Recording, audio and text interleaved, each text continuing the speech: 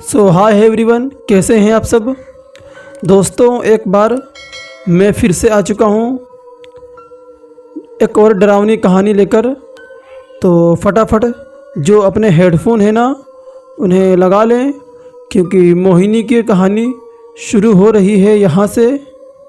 दोस्तों, मोहिनी की कहानी में अब तक के हमने सुना कि चार भाई एक गांव में जाते हैं और उनको वहाँ एक बूढ़ी मिलती है और बूढ़ी मोहिनी के बारे में उन चारों भाइयों को बताती है कि मोहिनी मरकर वापस ज़िंदा होकर आई है भूत बनकर। अब उसके बाद क्या होगा कहानी में, जानते हैं आगे की कहानी में। और उस बूढ़ी औरत की कहानी सुनकर चारों भाइयों के मन में खौफ सा बैठ गया था, खासकर ऋतिक के मन में, क्योंकि उसकी शक्ल जुगनू से मिलती थी। ऋतिक ने कहा, मतलब अगर उसने मुझे देख लिया तो वो मुझे मार देगी। और फिर बूढ़ी औरत ने कहा कि मोहिनी उन सबको मार डालेगी जो उस कुएं के पास जाएगा। लेकिन चारों भाई सोच रहे थे कि उनके नाना नानी ने ये बात उन्हें क्यों नहीं बताई। ये बात उन्होंने उस बूढ़ी औरत से पूछी तो उन्होंने कहा कि उसके नाना नानी ने इस गांव में 30-35 सालों से रहते हैं, इसलिए उन्हें ये नहीं पता कि जुगनू दिखता कैसा था। बूढ़ी औरत ने कहा कि जब तक मोहिनी जुगनू को मार नहीं देगी तब तक वो किसी मर्द को भी छोड़ेगी नहीं। और उसने चारों को उस खंडहर में जाने से साफ मना किया।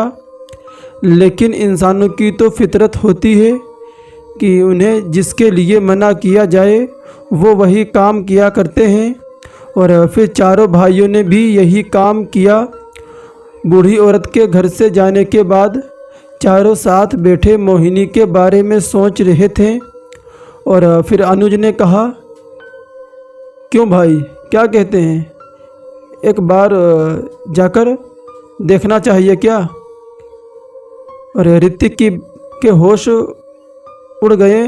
वो चिल्लाते हुए बोला, पागल हो क्या, हाँ, या चाहते हो कि मैं मर जाऊं। और मैं कहीं नहीं जाऊंगा। और फिर सुमेध ने कहा, अरे तो तू मत जाना, मैं जाऊंगा और तुम लोग देखना कि कहीं कोई हमें देख ना ले। और मैं तुरंत देख कर के आ जाऊंगा कि वहाँ कुछ भी है या भी नहीं। ऋतिक मना कर रहा था, लेकिन बाकी तीनों ये काम करने के लिए बड़े उतावले हो रहे थे, इसीलिए चारों को लेकर उसी रात को खंडहर के सामने पहुँच गए। खंडहर के बाहर कुछ कुत्ते भौंक रहे थे। ऋतिक पहले ही डर के मारे कांपने लगा। उसने वापस चलने को कहा, लेकिन तीनों भाई अंदर जाने का मन बना चुके थे। सुमेध ने कहा, मैं अंदर जा रहा हूँ और मैं फ़ोन पर तुम्हें बताऊँगा अगर अंदर कुछ हुआ। और फिर ये कहकर उसने अनुज को कॉल किया और फ़ोन लेकर खंडहर में चला गया। उसके जाने के बाद तीनों बाहर खड़े उसका इंतज़ार करने लगे। सुमेध खंडहर को देखने लगा और देखते देखते वो कुएं के सामने पहुंच गया। उस वक्त वहां कोई भी नहीं था। उसने अनुज से कहा, अरे यहाँ तो कुछ भी नहीं दिख रहा, कुएं के पास जाकर देखता हूँ। और फिर सुमेध कुएं के पास गया और उसने उस कुएं के अंदर झांका। अंदर भी कुछ नहीं दिखा उसे। और फिर उसने सोचा कि कुछ देर वहाँ उसको इंतज़ार करना चाहिए, शायद कुछ दिख जाए।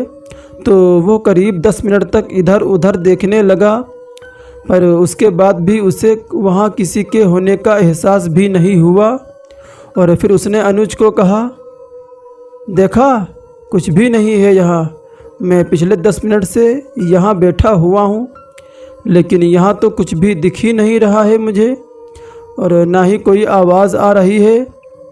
और फिर लेकिन उसके इतना कहते ही अचानक वहाँ का टेम्परेचर कम होने लगा और सुमेध को ठंड लगने लगी। उसके हाथ पांव ठंड से जमने लगे, जबकि बाहर बहुत ज़्यादा गर्मी थी। सुमेध को कुछ अजीब लगा और उसने वापस इधर उधर नज़रें घुमाई, लेकिन अंधेरे के अलावा वहाँ कुछ भी नहीं दिखा। फिर ठीक पीछे से आवाज़ आई, मैं यहाँ हूँ। सुमेध के गले के जैसे रोंगटे ही खड़े हो गए और उसे लगा कि कोई उसे के बहुत पास आकर खड़ा हुआ था। और फिर उसने पीछे देखा, लेकिन पीछे कोई भी नहीं था। फिर पीछे से उसे आवाज़ आने लगी और ये आवाज़ सुनकर उसे उस बूढ़ी औरत की कहानी याद आ गई और डर के मारे उसका गला सूखने लगा। अब ठंड बढ़ रही थी, लेकिन सुमेध को पसीना आने लगा था। जब उसने गहरी सांस भरते हुए पीछे देखा तो उसकी सांसें अटक गईं। बाहर अनुज ने सोचा कि ये सुमेध अभी तक आया क्यों नहीं, कि यार उसे उस कुएं के पास भेजकर हमने अच्छा नहीं किया होगा, अगर कुछ हो गया तो। और ये सुनकर सबके पसीने छूट रहे थे। इतने में ही उन्हें सुमेध के चीखने की आवाज़ सुनाई दी और उसकी चीख सुनकर तीनों भाइयों का दिल दहल गया। उन्हें फ़ोन से सुमेध की आवाज़ आई।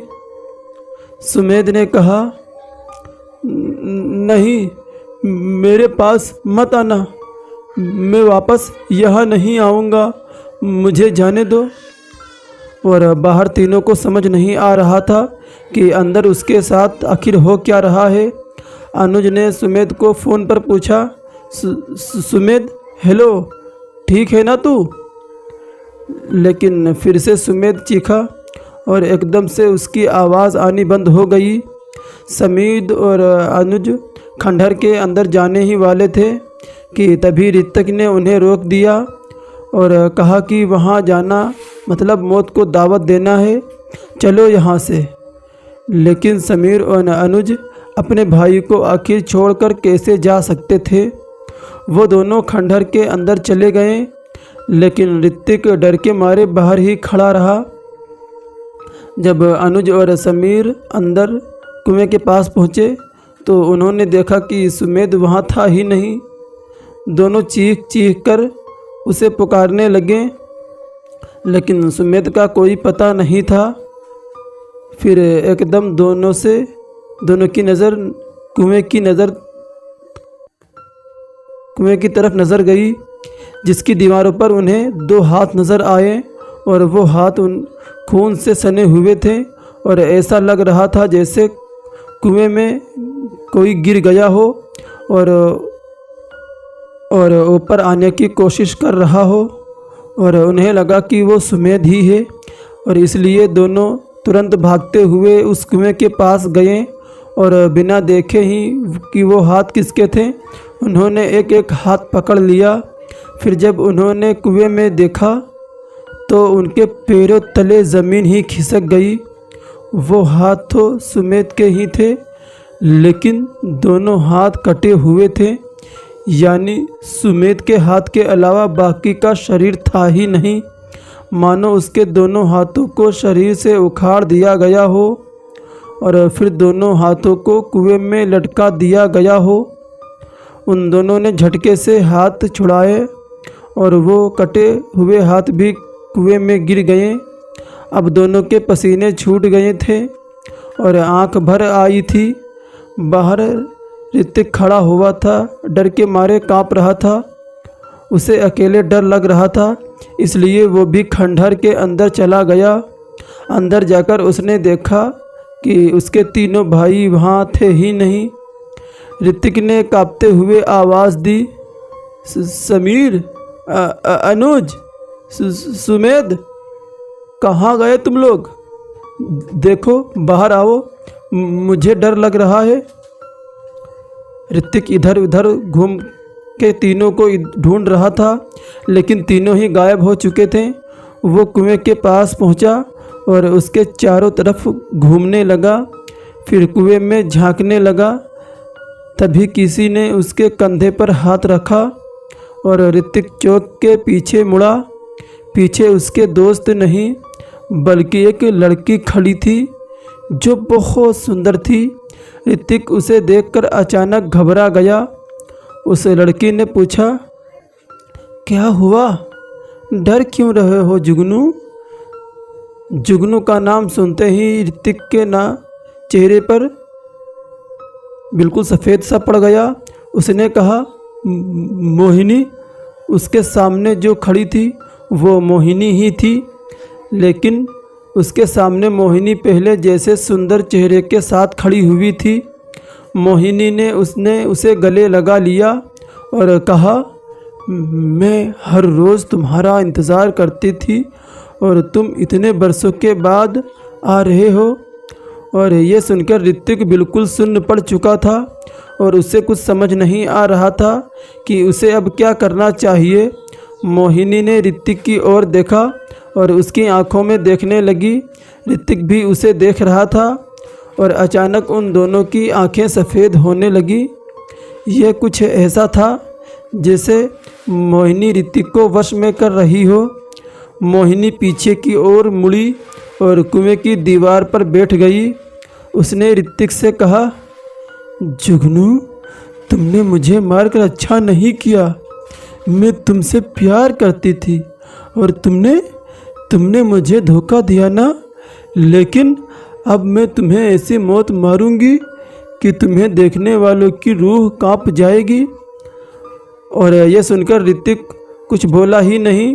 वो बुत की तरह खड़ा हुआ था। मोहिनी के हाथ में चाकू था। उसने ऋतिक की गर्दन पकड़ी और उसकी गर्दन पर चाकू रख दिया। वो अगले ही पल उसकी गर्दन काटने ही वाली थी, लेकिन अचानक अनुज वहाँ आ गया। बेचारा अनुज पूरी तरह से खून से लथपथ था। उसने कहा, रुक जा, छोड़ दे उसे। वो जुगनू नहीं है, वो जुगनू तो मर चुका है। अनुज के मुंह से खून बह रहा था और उसके पेट में गहरे जख्म थे। वो ठीक से खड़ा भी नहीं हो पा रहा था। मोहिनी ने चिल्लाते हुए कहा, जुगनू है ये चेहरा मैं कभी भी नहीं भूल सकती। इसी की वजह से मेरी जान गई। इसने मुझे धोखा दिया। इसके लिए इतने बरसों से मैं इस कुएं में तड़प रही हूँ। नहीं छोड़ूंगी मैं इसे। अनुज ने कहा, तुम मेरे 2 भाइयों को मार चुकी हो जबकि वो निर्दोष थे। ये जुगनू नहीं है। जुगनू कभी भी वापस नहीं आएगा क्योंकि वो मर चुका है। तुम भी छोड़ दो सबको। मोहिनी ने उसकी बात को नज़रअंदाज कर दिया। उसने वापस ऋतिक की गर्दन पकड़ी और उसे काटने ही वाली थी कि तभी मोहिनी को कुछ लोगों की आवाज़ें सुनाई दी। उसने पीछे मुड़कर देखा कि खंडहर में ऋतिक के नाना गांव के कुछ आदमियों को लेकर वहां पहुंच गए थे। उन सबके हाथों में मशाल थी। जब उन लोगों ने मोहिनी को ऋतिक को पकड़े हुए देखा तो उनके होश ही उड़ गए। अनुज भी उनके सामने खून से लथपथ खड़ा हुआ था। मोहिनी ने गांव वालों को देखा और मुस्कुराकर बोली, इसे मारकर मैं बदले की आग बुझ जाएगी और तुम सब चैन से रह जाओगे। दूर रहना मुझसे। और मोहिनी ने ऋतिक की गर्दन काटने के लिए चाकू उठाया, लेकिन इससे पहले कि वो उसे मार सकती, गांव वालों में से एक आदमी ने मोहिनी के ऊपर मशाल फेंक दी और आग की लपटों को देखकर मोहिनी ने चाकू छोड़ दिया। सभी गांव वालों ने आग के साथ उस पर हमला कर दिया और डर के मारे मोहिनी तुरंत कुएं में कूद गई। उसके जाने के बाद ऋतिक तुरंत होश में आ गया। उसने आसपास गांव वालों को खड़े हुए देखा। उसने अनुज को बुरी हालत में देखा और उसके रोंगटे खड़े हो गए। उसके नाना ने उसे थप्पड़ मारा और कहा था ना, यहाँ मत आओ। क्यों आए थे? बाकी दोनों कहाँ गए? उन्होंने अनुज की ओर देखते हुए पूछा और उसने और ऋतिक ने अपनी गर्दन झुका ली। उसके नाना समझ गए कि समीर और सुमेध अब इस दुनिया में नहीं रहे। उसके नाना अपना सर पकड़कर बैठ गए और रोने लगे। तभी ऋतिक अनुज की तरफ जाने ही वाला था, लेकिन उसी वक्त मोहिनी वापस कुएं से बाहर निकली और एक ही बार में उसने ऋतिक को उसकी गर्दन पकड़कर कुएं में खींच लिया। ये सब इतनी जल्दी हुआ कि किसी को कुछ करने का मौका ही नहीं मिला। सब अपनी जगह पर सुन्न पड़ गए थे ये देखकर। लेकिन जब सबने कुएं में झांका तो न ऋतिक था और ना ही मोहिनी और ना ही उसकी कोई आवाज़ आई। इस तरह आखिर में मोहिनी ने ऋतिक को जुगनू समझकर उसकी जान ले ही ली। और उसके बाद गांव वालों ने कभी भी मोहिनी को नहीं देखा, लेकिन अनुज पर उन सब चीज़ों को देखकर गहरा असर हुआ। उस रात उसकी हालत बहुत ख़राब थी और पूरे परिवार वाले उसे तीनों भाइयों के मौत के लिए कोस रहे थे। इसके चलते अनुज की भी मानसिक हालत ख़राब हो गई और वो ज़िंदगी भर मेंटली अनस्टेबल रहा। तो दोस्तों, ये कहानी यहीं पर समाप्त होती है। उम्मीद है कि आपको ये कहानी ज़रूर पसंद आएगी। तो प्लीज़ अगर आपने चैनल को सब्सक्राइब नहीं किया है तो कर लेना, दोस्तों के साथ शेयर करो। और अगर आपके पास कोई रियल कहानी है या आप कुछ नए टॉपिक पर कहानियाँ सुनना चाहते हो तो प्लीज़ हमें कमेंट करके ज़रूर बताना। तो चलिए मिलते हैं आपसे अगली वीडियो में। तब तक के लिए टेक केयर, गुड नाइट।